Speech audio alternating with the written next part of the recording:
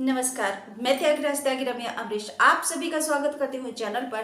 प्रभु से प्रार्थना करती हूँ कि आप सभी स्वस्थ और सुरक्षित होंगे। आज की कहानी में लेकर आई हूँ प्रयागराज, पुणे, गाजियाबाद, मैनपुरी से। ये कहानी ऐसी महिलाओं की कहानियां हैं आज जिनकी शादी को महज कुछ महीने हुए हैं, चंद महीने। ऐसे किसी की शादी को 4 महीने हुए तो किसी की 6 महीने हुए, किसी को साल या 2 साल। सिर्फ एक महिला है जिसकी शादी को 7 साल हो गए हैं और उसके 2 बच्चे। पहले बात हम उन्हीं की कर लेते हैं। सन्नो देवी, डॉटर ऑफ कांता प्रसाद साहनी, जिनकी शादी 2017 में हुई थी परवीन के साथ, प्रयागराज के कोटिला अख्तियारी हथी गांव में। इन सभी के साथ क्या हुआ बताती हूँ आपको। बस आपसे एक छोटी सी विनती, इस चैनल को सब्सक्राइब करके घंटी को दबा दीजिए, ऑल पर सेलेक्ट करके परिवार का सदस्य बन जाइए। आपके बिना मेरा परिवार अधूरा है। और कमेंट करके आप मुझे बताइएगा जरूर कि आपने वीडियो कहाँ से देखी और वीडियो में आपको क्या कमी नजर आई, तो मैं उसको सुधारने का प्रयास करूंगी। प्रेरणा बनिए और मुझे रास्ता दिखाइए।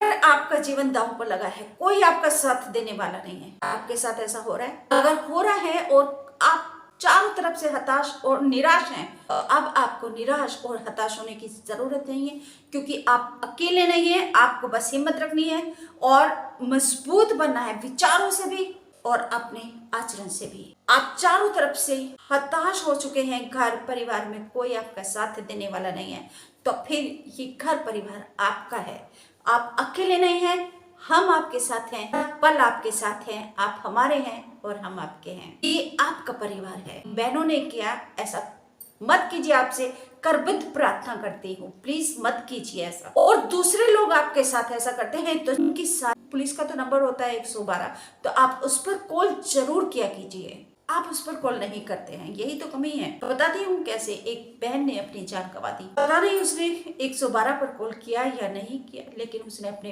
पापा को तो मैसेज किया था। अनफॉर्चुनेटली पापा उस मैसेज को देख नहीं पाए।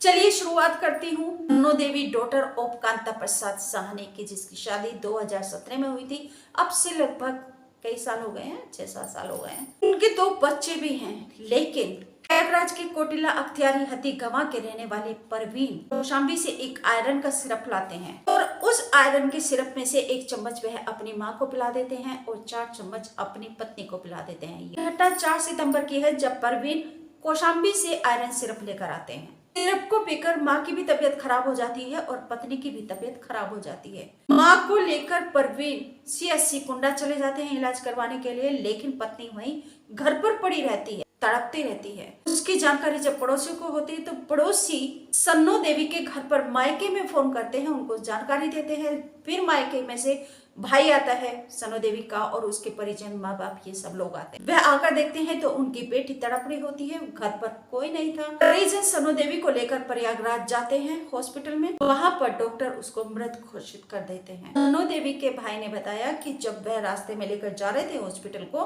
तब सन्नो देवी ने बताया कि वह आयरन सिरप लेकर आया था, मुझे 4 चम्मच पिलाया और माँ को 1 चम्मच पिलाया। माँ भी उसकी हॉस्पिटल में है, परवीन की, उसका इलाज चल रहा है। पत्नी की मौत हो चुकी है, 2 बच्चे हैं। सूत्रों से जानकारी मिली है कि बच्चों की देखभाल जो है या तो मायके वाले कर रहे हैं, फिर अड़ोसी पड़ोसी।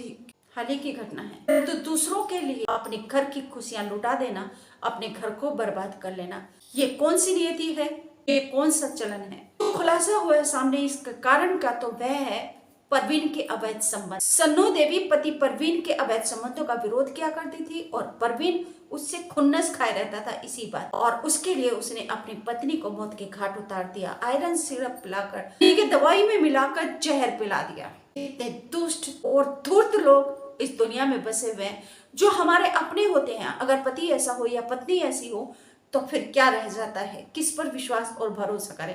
पुणे की खुशबू जमींदार, जिसकी शादी को अभी महज 4 महीने हुए हैं, 28 फरवरी 2024 को उसकी शादी हुई थी। इंदौर की रहने वाली खुशबू सॉफ्टवेयर इंजीनियर है और पुणे की एक कंपनी में वह सॉफ्टवेयर इंजीनियर के तौर पर काम किया करती थी। कंपनी में ही काम करने वाले केसरी नंदन के साथ उसकी शादी हो जाती है। पुणे के कोहिनूर सफायर में उसके ससुराल वाले वहां पर रहते हैं, तो शादी होकर वह भी वहीं पर आ गई। लेकिन उसको इतना प्रताड़ित और इतना उत्पीड़न उसका किया गया कि उसने 6वीं मंजिल से कूदकर अपनी आत्महत्या कर ली। बुधवार 4 सितंबर 2024 के दिन सुसाइड करने से पहले खुशबू जमींदार ने अपने पापा को SMS भी लिखा। दुर्भाग्य से उसके पापा देख नहीं पाए और खुशबू जमींदार ने 6वीं मंजिल से कूदकर अपनी जान दे दी। बाद में जब पापा ने एसएमएस को देखा तो एसएमएस में उसमें लिखा था कि पापा अब मैं और नहीं जी सकती, क्योंकि मुझे 3 दिन से बंधक बनाकर एक कमरे में रखा हुआ है। मुझे ना खाना देते हैं ना पानी देते हैं, भूखा प्यासा मुझे रखा हुआ है। मैंने एक सेब लेकर खाने का भी प्रयास किया तो मुझसे वो सेब भी छीन लिया मेरे सास ससुर और पति ने। सूत्रों से जानकारी मिली है कि खुशबू जमींदार का भाई वो भी पुणे के एक हॉस्पिटल में जॉब करता है, वह डॉक्टर है। खुशबू ने अपने भाई से भी इसके रिगार्डिंग बात की थी, लेकिन वही है ना कि हिंदू फैमिलीज में हमेशा